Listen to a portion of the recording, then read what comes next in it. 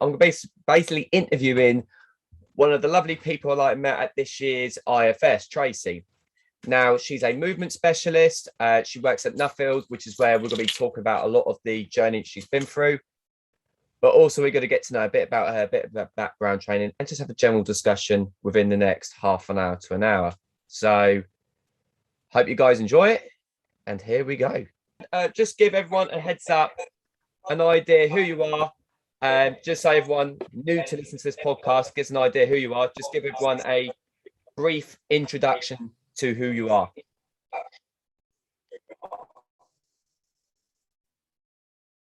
Okay. So I'm Tracy. I am a corrective exercise specialist, which basically means that I train up first and then I'm qualified again as corrective exercise. So I look at posture, I look at stability, I look at the way in which your body moves to help you move more efficiently and help you prevent injury and reduce joint pain. So I've had lots of people over the last 3 years, both online and face-to-face, to get rid of knee pain, back pain, hip pain, shoulder pain, you name it, I've done it.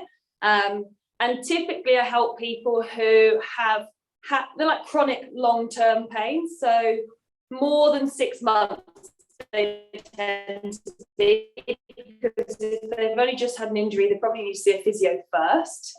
And then the exercises I take you through will take you from the next step from a physio into doing more stuff around the gym.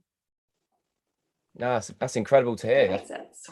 And that makes absolutely perfect sense. Like with your role, like you said about, you come from, you're like the second part of the physio process. Mm-hmm.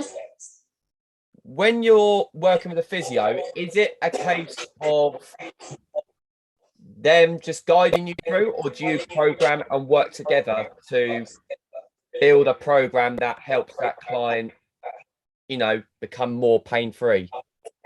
Yeah, so a lot of physios will do a lot of hands-on treatment. They'll do cupping or acupuncture, massage, that sort of thing.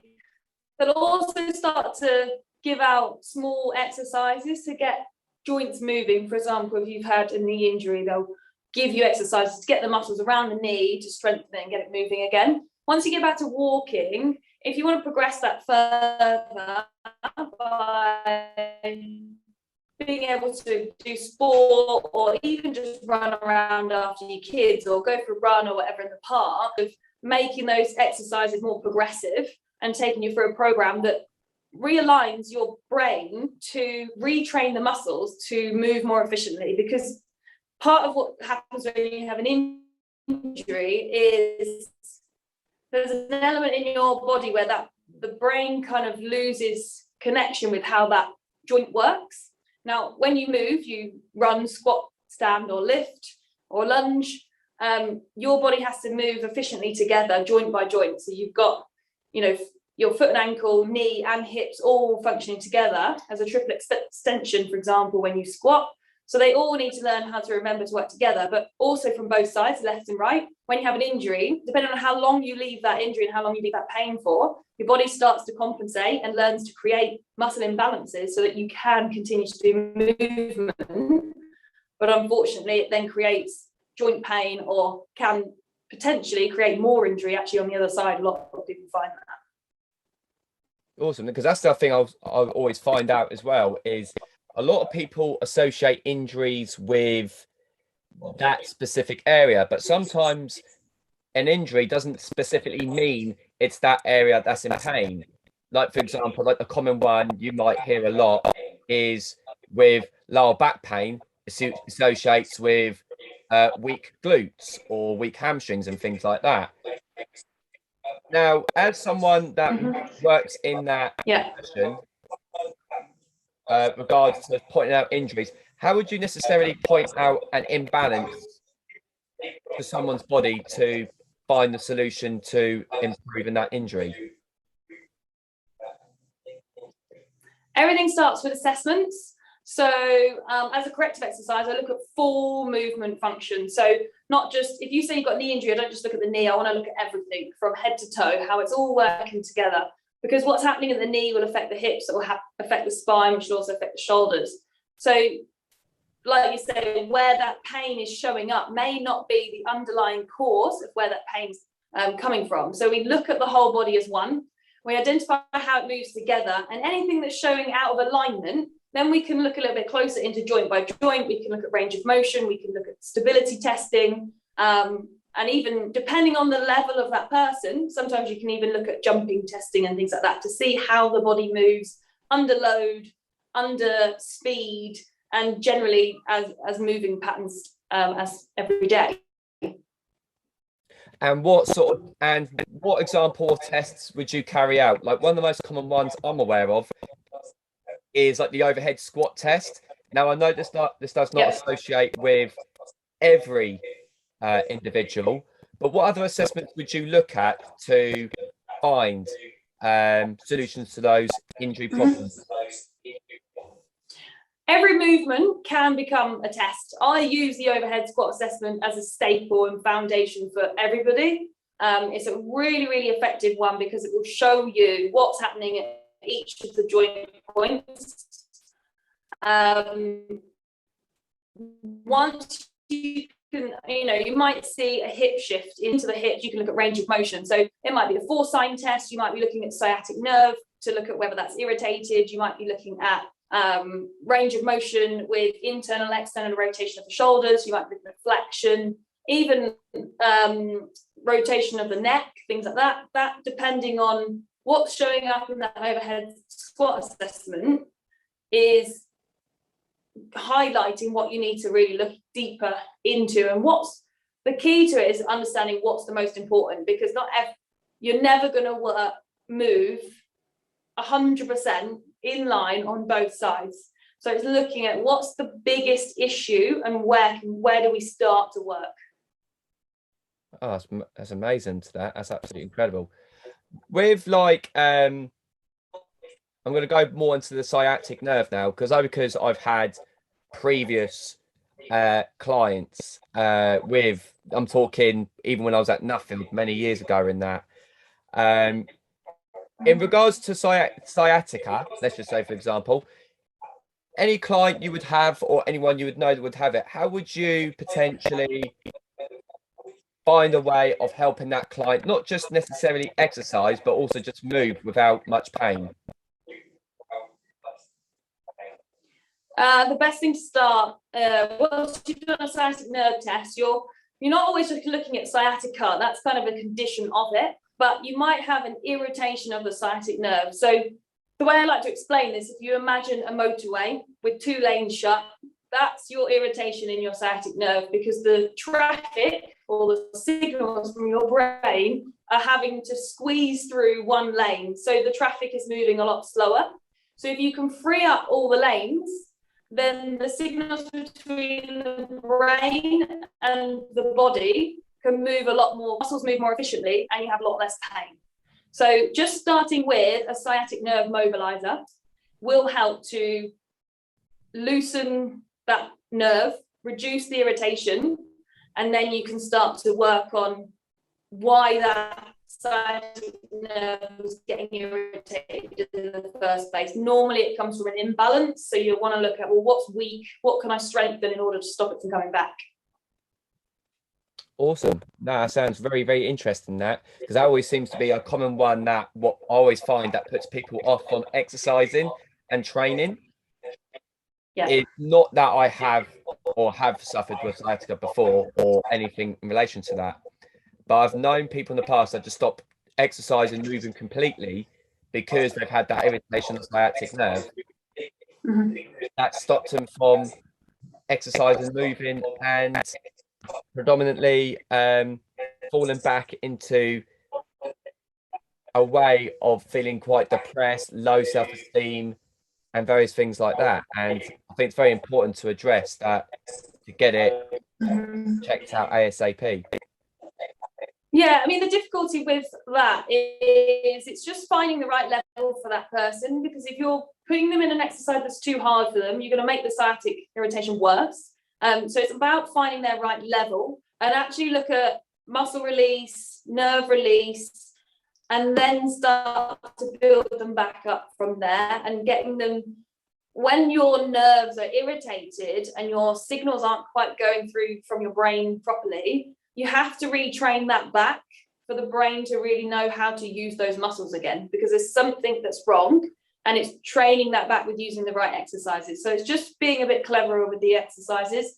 And this is where it goes into more what looks like more physio exercises, because it's not squatting or lunging or lifting. You're looking at smaller ranges of motion, looking at joint by joint.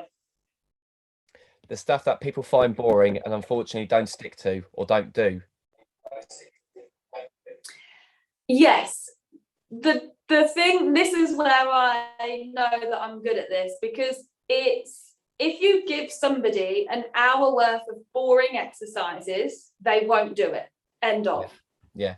If you give somebody 10 minutes of boring exercises and say, look, do this 10 minutes and then you can crack on and do your own workout on top, they will do it because it's only 10 minutes, and they find bigger results with 10 minutes than they do of a whole hour. And it also starts to highlight what are the exercises that are useful to them, what's efficient to help them, what's actually going on. If I give you an hour's worth of exercise and it gets better, I can't tell you which exercise it was that improved it. But if I give you 3 or 4 things to do and it doesn't change, I can change those things until it does change. And then we start to figure out what is actually working and what's not working quicker. Yeah, sounds very similar.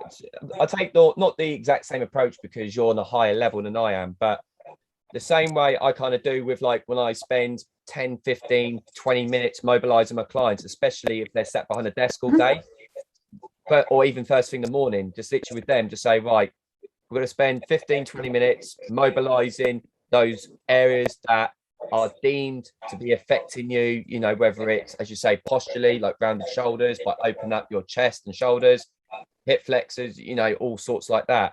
And just by doing that, you know, at the start of any session with them, it might not look something great short term, but longer term, they're going to get more better and sustainable results. But also, more importantly, they're going to be able to move more better, and just by doing something small and frequent rather than something long and infrequent.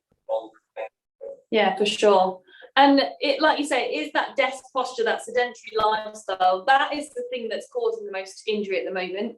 It's lack of foot and ankle mobility, lack of hip mobility and stability, and lack of shoulder mobility and stability as well. So if you can conquer those 3 things, you'll not only get away from pain, but you'll also prevent injury in the future. So there are 4 phases that I take people through, because stretching is great, and there are arguments whether stretching is worthwhile or not. And if you speak to different personal trainers, they'll say different things. And this is the confusing thing. Stretching on its own is totally pointless, because it will always go back. If you imagine your muscles as an elastic band, you stretch it, as soon as you stop stretching it, it goes back. The difference being is to understand your opposing muscle groups, stretch the muscles that are tightened, and then strengthen the muscles in order to keep them there. So for example, through the shoulders, if you stretch the chest and then work on your stabilizing muscles in the shoulders, that should keep the shoulders back and you become a lot stronger. So it's that program that works together in order to get the success, rather than just stretching on its own. You've kind of really answered my next question, really. So thanks for that. I really appreciate it. In regards of, like, talking about desk posture then, what other methods would you suggest people who do work long hours behind a desk, what methods would you get them to do to avoid injury, or to get them out of that, what we call desk posture? There's 4 phases to the corrective exercise model. It's muscle release, which is about releasing muscle tension, releasing spasm in the muscle.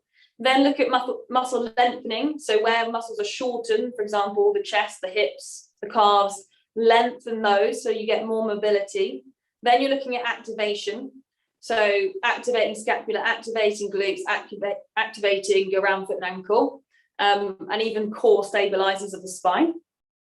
And then you're looking at integrated exercises. So this is just squat, lift, lunge, push, pull, rotate, and actually putting the 3 stages before into practice when you go into integration, making sure the shoulders are switched on, making sure the spine is stabilized, making sure the glutes are stabilizing the hip when you do push, pull, rotate, squat, lift, and lunge. Right, yeah, gotcha. No, that's awesome. And I think that's the thing. I'm glad to know that I'm doing it the right way round, or doing it the right way when I'm working with gentlemen or women who are working long hours behind the desk. So that's great to know. And I think also with like people working behind desks as well, it's very easy for them to kind of neglect themselves to get up and move. Like they might be in meetings all day, they might be in stuck behind the laptop all day, and you know they start at 9 o'clock and next thing you know it's 3 o'clock and they've not got any steps or any movement in. Yourself, working with clients, what method would you take for clients to get them and get up and move? Like what incentives would you get a client to say you got to get up and move in X amount of time to avoid you know undoing all that hard work you're doing, they're doing? So the thing is, with people in pain specifically, or people who are sedentary for long times, sometimes it can actually hurt to move. And when you get pain, it's not makes it very enjoyable. And if it's not enjoyable, you're not going to want to do it. So you need to start at the beginning. I get people to stretch while they're waiting for the kettle to boil, waiting for the coffee. So that 2 minutes of your day where you're sat watching the kettle boil, why not use 2 minutes to stretch? The 2 minutes that you do every day, that's actually 4 minutes of brushing your teeth in the morning and the evening. Use that time to stretch. And so just finding dead time in your day, maybe even when you're on the phone and things like that, you can do little things about moving around when you just need to be more conscious of it.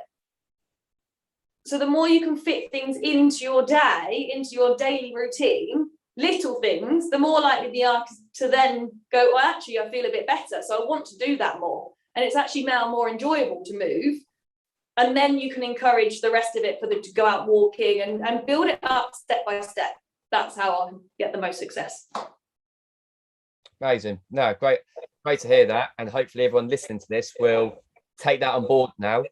Every time that they're making a kettle, making dinner, or anything like that, to make use of the time they had spare when they're waiting around, to help them improve. So just kind of switching to the tune now then, because I want to talk about movement myths. So there's like obviously a lot of conjecture about, you know, whether we should squat over our toes, whether, you know, deadlifting with a bad back and stuff, or should we deadlift and stuff. What are the biggest like movement myths that gripe you and that you try and correct to other people? I think it's hard to say. Like you say with the deadlifting thing, if you've got a bad back, should you therefore avoid deadlifting? No, you shouldn't. But you should avoid heavy deadlifting with poor posture for sure. Yeah. So if you've got a bad back whilst you're deadlifting, it's actually looking at, well, why do you have a bad back at deadlifting? What are you missing within your movement pattern? What are you missing? Where's your muscle imbalance? What do you need correcting? What muscles aren't helping you that are weak, that need strengthening? And take it back a step. Take it back to the muscle release, muscle length, and muscle activate, and then go back into integrating that into a deadlift. And that's where I think my biggest gripes are. A lot of people don't focus on core stability. They don't focus on glute stability, or even associate glutes and scapula with core at all. And that is such a key part of spinal stabilization. Bear in mind, your spine goes from your head all the way to your tailbone. To keep a nice, strong, solid spine, and that in itself will get you away from back pain. But things like squatting over toes. I think that myth, I've got to be honest, comes from personal trainers trying to teach people how to squat by putting their switching their glutes on. Rather than getting them to switch their glutes on and then getting them to squat, they're getting them to stop putting their knees over their toes so that they're not so quad dominated. But if you have someone who's very quad dominated, that normally means that their quads are overactive and they are very tight and their glutes are very weak and don't work. So if you take a quad stretch and a glute bridge and then do a squat, you probably find that the client's going to feel that a lot more in their glutes anyway. So knees over toes is fine as long as you've got glute activation. There we are. Simple answer to that. That's the best answer to that. So regards to anterior and posterior pelvic tilt. Now, obviously, there are some people that are quite, I'm going to go quite high terminology here, but quite lordotic, or they're quite hyperextended for the lower back.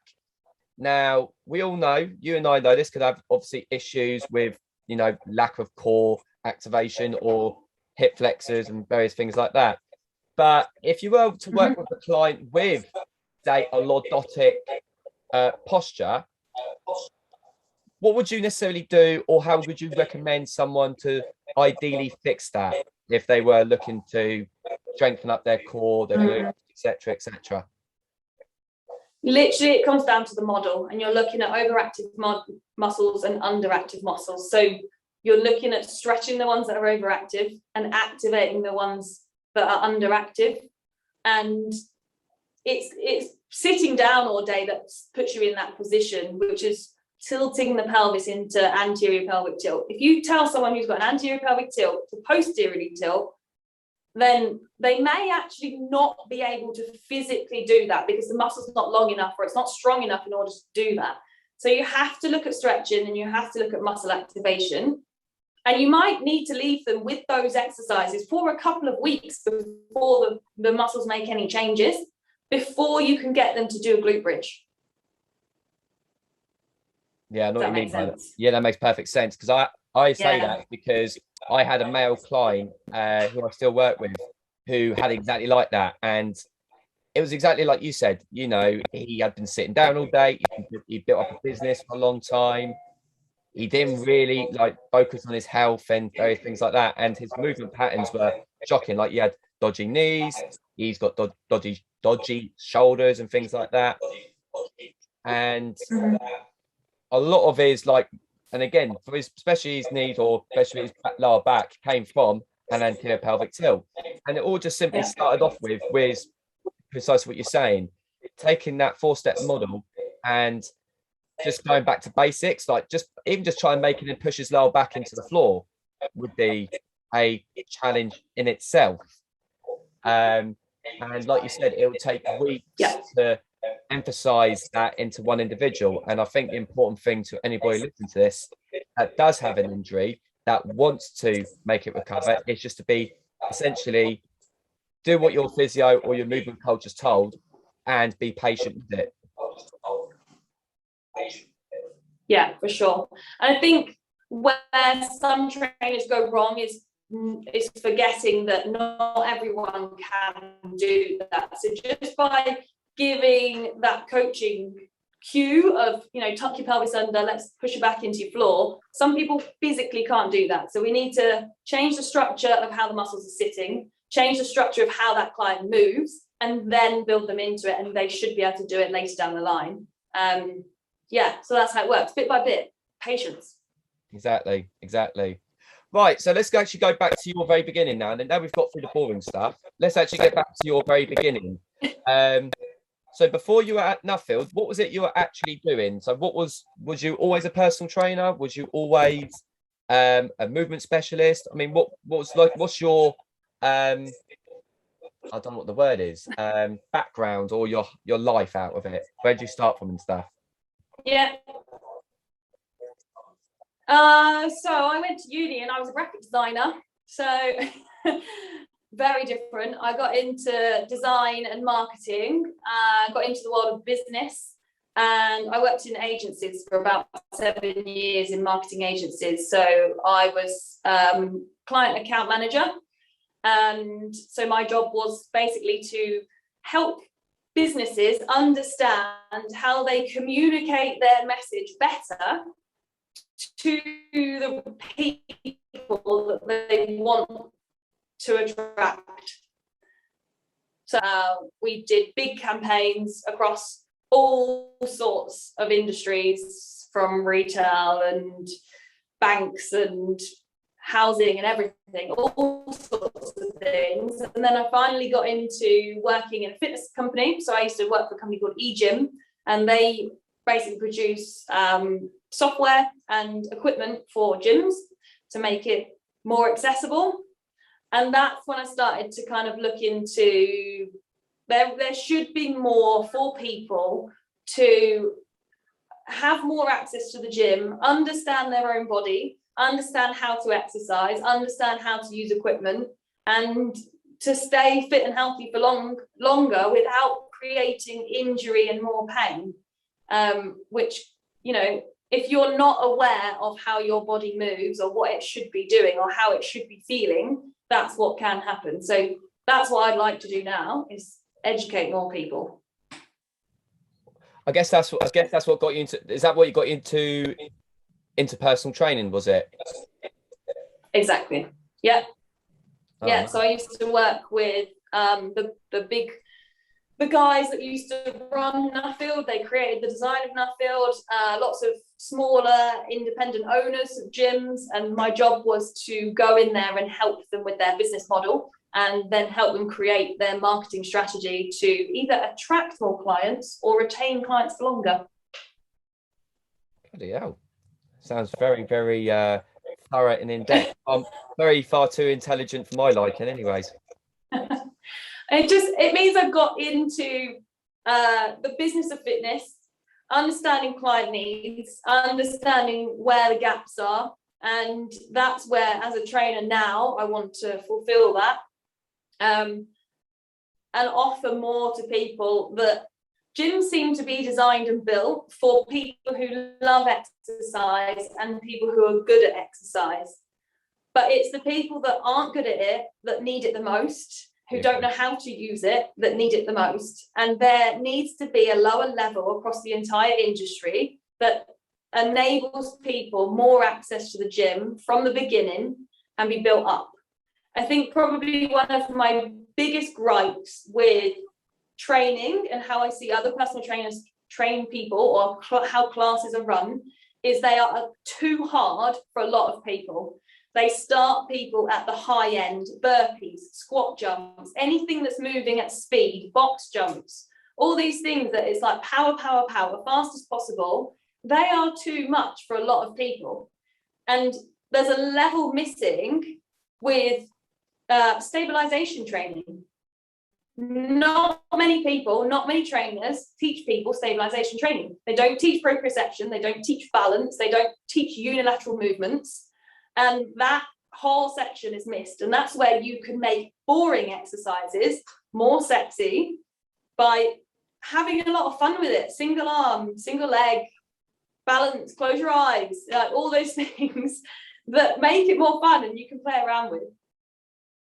You know, it's interesting you said that, because I mean, I'm going to go back to my very beginning, where I used to be that naive personal trainer. And it used to be like that. It used to make every exercise like a full out sweat fest. And it was not really until I became a personal trainer that I understood the importance of not needing to do a freaking burpee every exercise and things like that. And honestly, I have a massive gripe at the gym I train at now is when I see burpees done in a class, or more so in a PT session, because I can't understand what the benefit of giving somebody a burpee, unless it's going to make someone A, hurt themselves, or B, put a sweat on. Because even some people I find can't even do a burpee properly, you know, let alone do a squat jump properly and stuff. And that's the thing I find with these like high hit classes that you get is people arrive and have expectation to get a sweat on, and that's usually down to the instructor's own doing. You know, he or she would have made the previous class very like intense, and then make it, and then obviously the people coming back the week after would expect something just as hard or harder. And you know, there's no wonder why so many people get injuries. And I'm sure that over lockdown, the 3 lockdowns we've had with home training, Joe Wicks doing his jumping jacks and various things like that, people have got more injured or more susceptible injuries because there's been no basic fundamentals to just doing the right movements, such as squatting properly, lunging properly, hip hinging properly, pushing, pulling, rotation, you name it. And it's just getting people just get a sweat on, where it comes back down to that. Look, you don't need to do a HIIT workout to burn calories. You don't go to the gym to burn calories. I mean, we're not hamsters on a wheel where we just literally looked at to burn calories. You go to a gym to get strong, get fit. And our calorie expenditure, you know, to movement and stuff should be from doing walking, cycling, playing with the kids, you know, various things like that. And the other thing that the other thing that got vibed to me as well was like with ab classes. Like, I don't know at your method are they doing, but classes we used to run like were ab classes or core classes and things. And it would just be basically just like ab crunch variations, leg raise variations, like twisting through the spine and things like that. Stuff that I've learned now over years working in this industry. I've found that, well, ab crunchers don't do jack shit. If you do a plank properly, that would be the only core workout you do. Should do.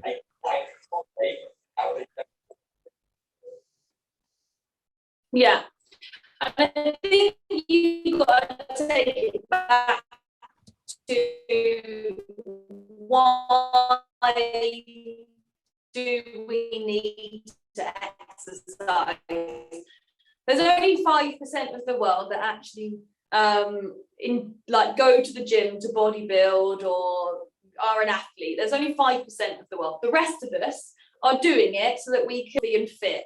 And if you go back to what are the functional reasons why you need to exercise, there is no functional reason why you need to do a burpee at all. There's no functional reason why you need to hold a plank for 60 seconds. If you look at what does that replicate in real life, the function of a burpee, if you're in the military and useful for a burpee, not many people in this world are actually needing that as a function in their day-to-day life. So take it back to why we do things, and it is to walk, to run, to play around with the kids, you know, to play tennis or football or whatever it is that we're doing for fun and not at that high level of sport. Those are the things that we need to bring back into the gym so that we practice those movement patterns, practice keeping stable, having good balance, staying strong, and at some level staying powerful, so that you can do all of those things and move at real life speed without pain and without or lowering the risk of injury. Yeah, and you know, that's something down to the education of coaches working in industry that need to put that out towards. And I think it's getting better. Well, I like to think it's getting better from when I first joined the industry. It might be the same, I don't know, but well, actually, in evidence of the gym I train at, that's not the case.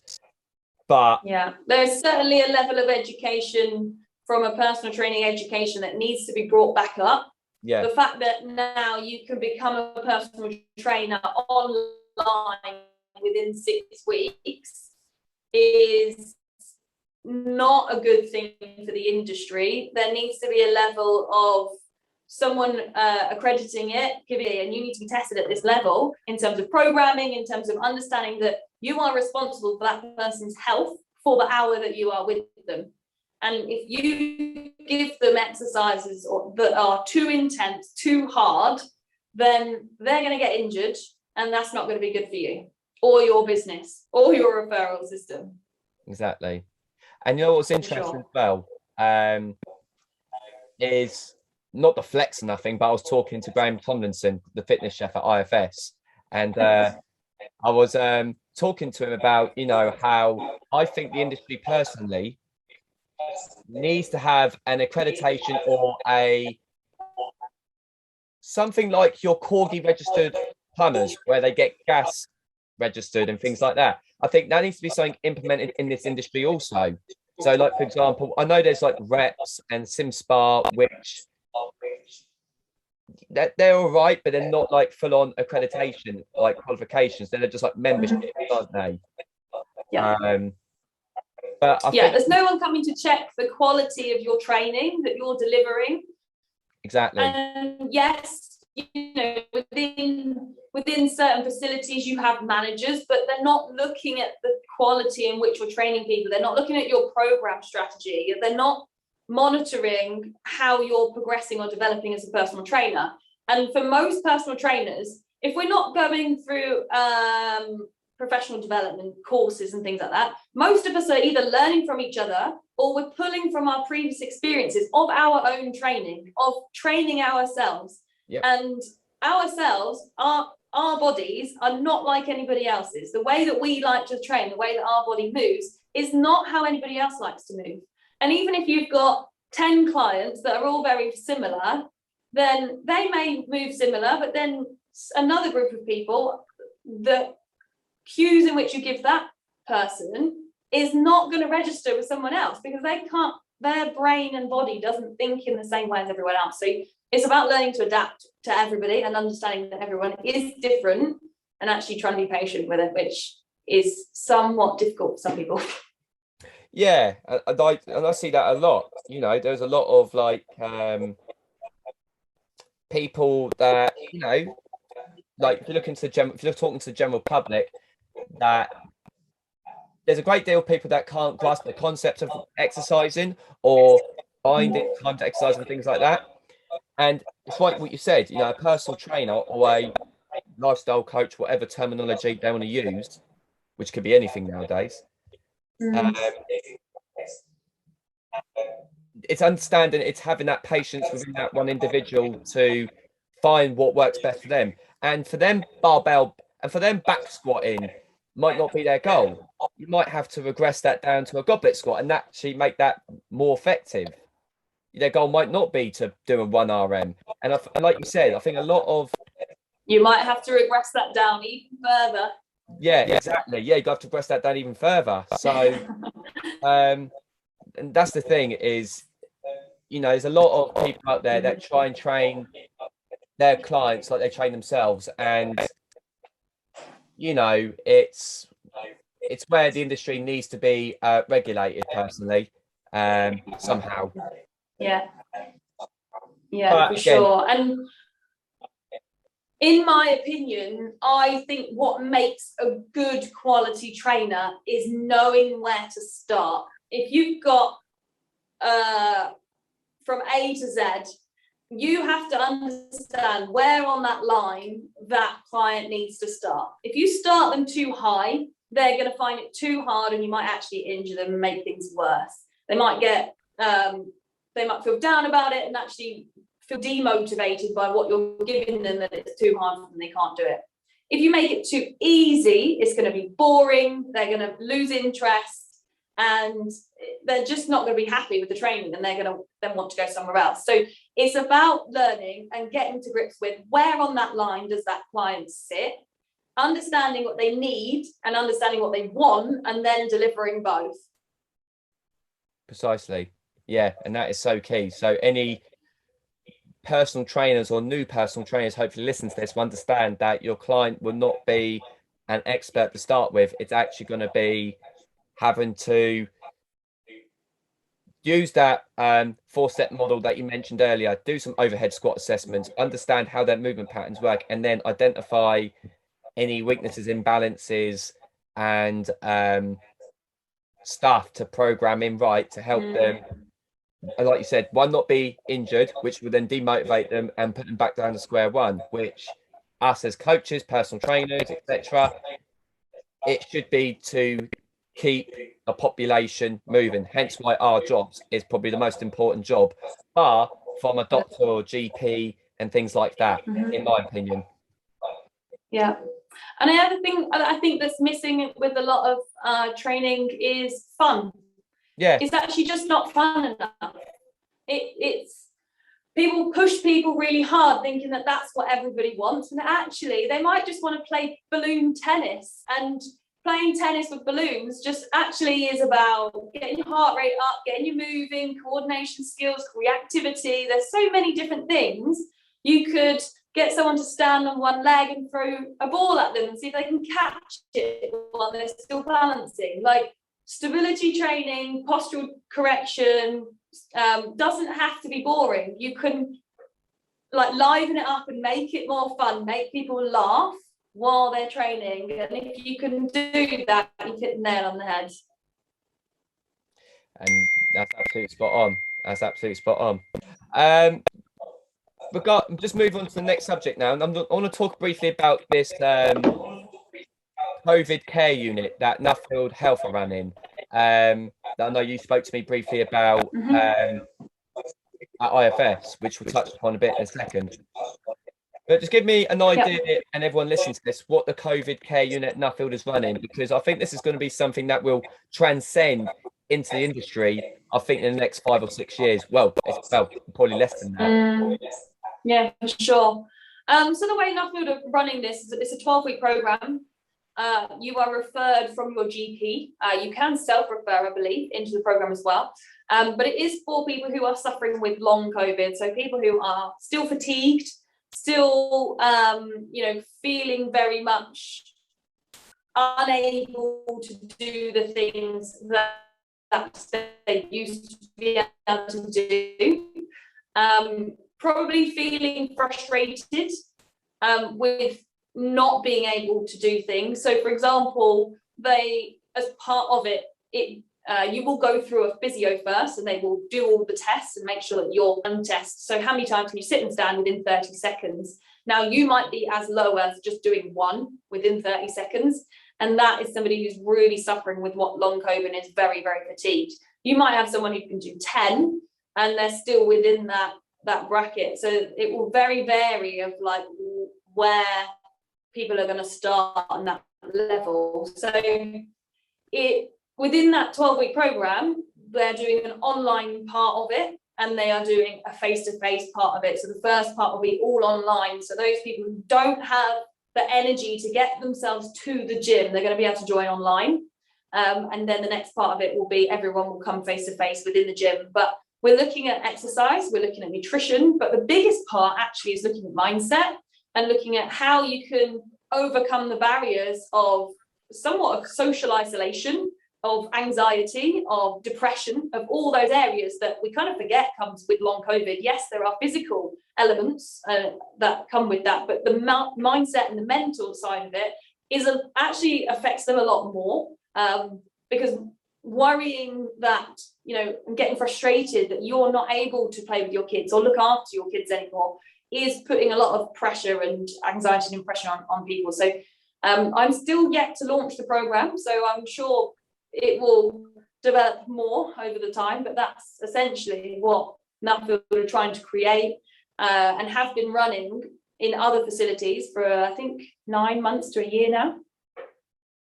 That's amazing, and that's something that I really can see developing into future like personal training courses or like diplomas at university and stuff, because it's something that is, as I think you've nailed everything on the head there, because it's not from a training standpoint, not from a nutrition standpoint, but also from a mindset standpoint, and all those elements play such huge parts within our overall lifestyle. And COVID has played havoc and all of that for us, anyone who's caught in it, of course. And it's something that I can see move into from Nuffield into, mainstreamed other gyms, other health centres and things like that, which is in a way a good and a bad thing, because it's down to that quality level of coaching and empathy that they can deliver it with. For sure. So it's great Nuffield are running that, and it's great that you're spearheading it. And I'm looking forward to hearing a bit more about it, no doubt, in the coming weeks and months from you, because that's going to be a lot of education from my part, and I'm sure a lot of education for your followers and your and my followers, your followers, etc., etc. So massive education, massive. Yeah, for sure.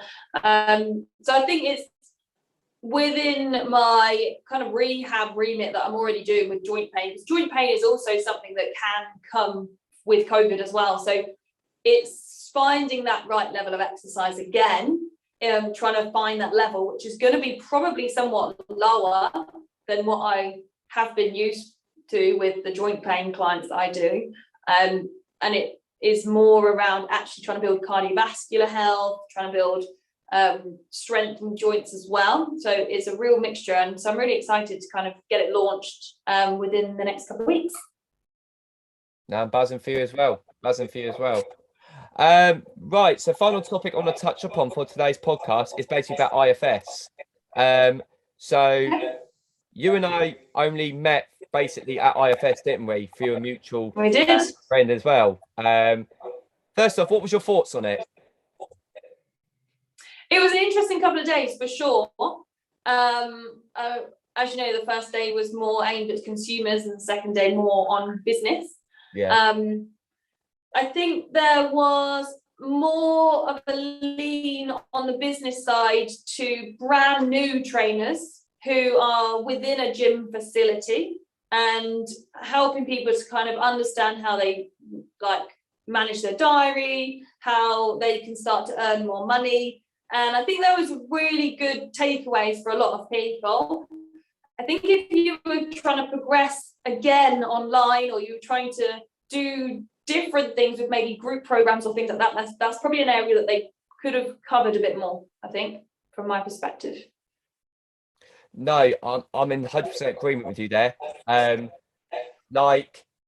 think first off, I think what they've done to organise this within 6 weeks' notice was a great achievement, considering that they had to go from Lisbon to London and organise the way they did.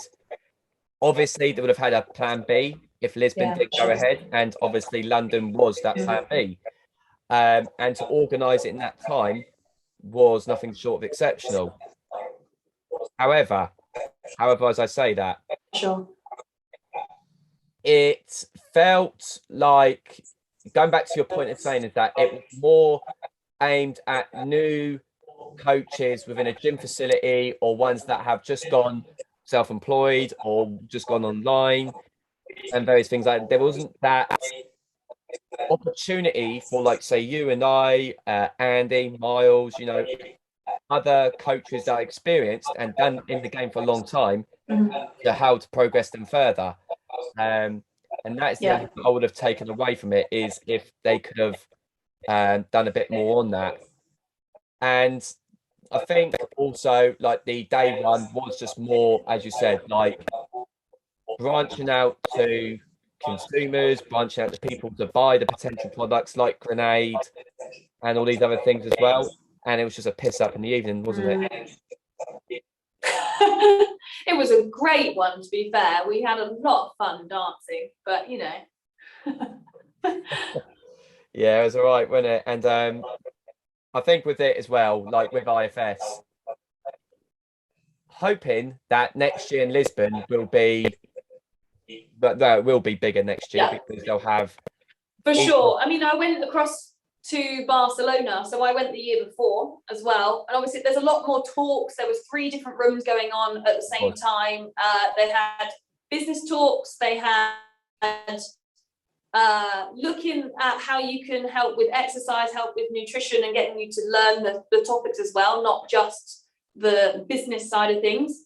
They also were running exercise classes. So Katie Crew was running a class, Sunny was running a weightlifting class. And so you could actually physically get involved with learning to lift and learning exercise technique and things like that. And so I think it's definitely going to be a lot bigger in Lisbon for sure. And I think they have a lot more up their sleeve for next year. Which I'm looking forward to. Which I'm quite looking forward to, hopefully. And that'll be a good holiday, because I'm sure we all need it in that. Yeah, it's not going to be a break. It's going to be a lot. It's a drunk fest. Educate, drink, educate, for sure.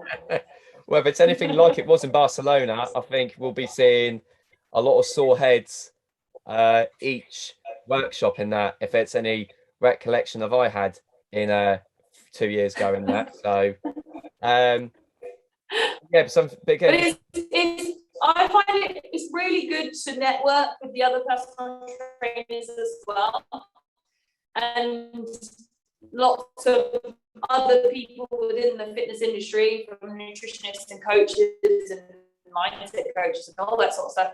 So there was more networking amongst personal trainers who are not the influencers, the higher end people, because none of us are going to make it solely on our own. If we could connect to services, I think we create a much better industry overall.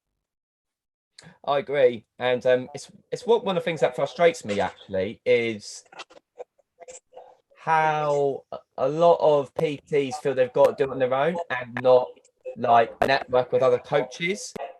And that's one thing I enjoy doing actually, is working with other people, because I learn, they learn, hopefully, we make friends, we make great colleagues and things like that. And that's something that no amount of money can buy you, is friendship from these events. Yeah, and I think there's a bit of a saying that goes around about stay in your lane, but a lot of personal trainers don't really know what lane they are in. And most personal trainers need to pick a lane, pick what they're good at, be amazing at it, and then use other people to come in and help them. If you're going to be, the best strength and conditioning coach, and you're going to teach people how, amateur people to become professional athletes, help, get a nutritionist to come and join you in your service, or get a mindset coach to come and join you in your service. And don't try and be everything to everyone. Work out what it is you specialize in, what it is you enjoy doing, and then pick on that one thing. Like, if you ever say to a personal trainer, what do you specialize in, or what do you do? And they say, I help everybody. That's the personal trainer you want to avoid in the nicest possible way. Like, they need to decide who they want to work with and be, the best dad bod personal trainer in, whatever. And then you can stay in your lane in that way, and not worry about trying to deliver everything to everyone, because that doesn't help you, it doesn't help the customer, and it doesn't help the rest of the industry either. So a lot more collaboration would be great between people if they knew what they were wanting to do. And that's why I'm glad you agreed to do this podcast, because it was good, one, like I said to you, to catch up with you, obviously not seen you since August bank holiday, but also two,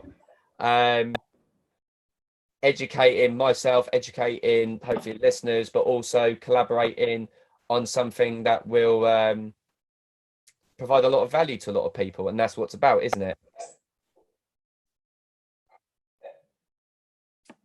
Yeah, definitely. And I think try not to see other people as competition, and actually work together in collaboration would be a lot better for everyone, which would be great. And that's a good lesson to, I think, everyone in life, isn't it? Don't see as anyone as competition. Use somebody, be not competition, but be collaborative. And that way we can all create a lot more impact, and hopefully change the industry to be more active, because people have never been so sedentary in their life. There's never been so many, the obesity crisis that seems to be going up and up, but together we can make that impact. Exactly. And that's a great note, I think, to finish up on this podcast out of it.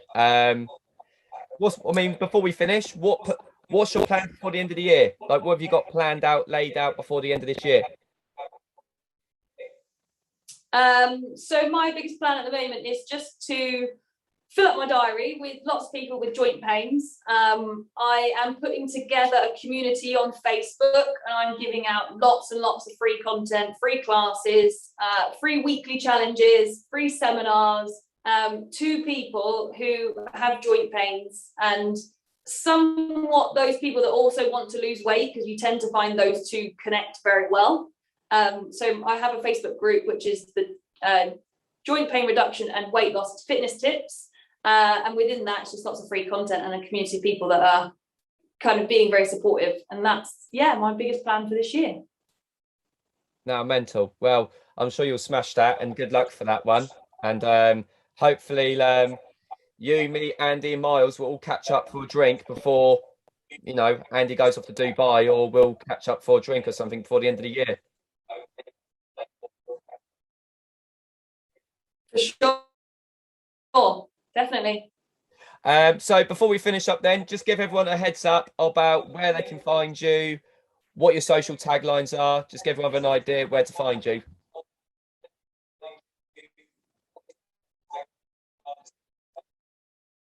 So I am Tracy Nicola Coach on Instagram and on Facebook. So feel free to send me a friend request or follow. There you are, guys. Make sure that you do just that, because her content is fire, especially if you're looking for tips on how to remain injury-free and want to get great content that I sure can't deliver in my own sense. So be sure to give her a follow, guys, and give her a friend request. But I just want to say thanks for your time, though. I really do appreciate it. And that lot. It's been great talking to you, great catching up. And yeah, I've got nothing more to say apart from that as well, guys. Thanks for your time, Tracy. Brilliant. And thank you for inviting me across. No, my pleasure. And we'll catch up very soon, yeah? Will do. Thank you. Take care of yourself. See you soon. See ya. Bye. Bye.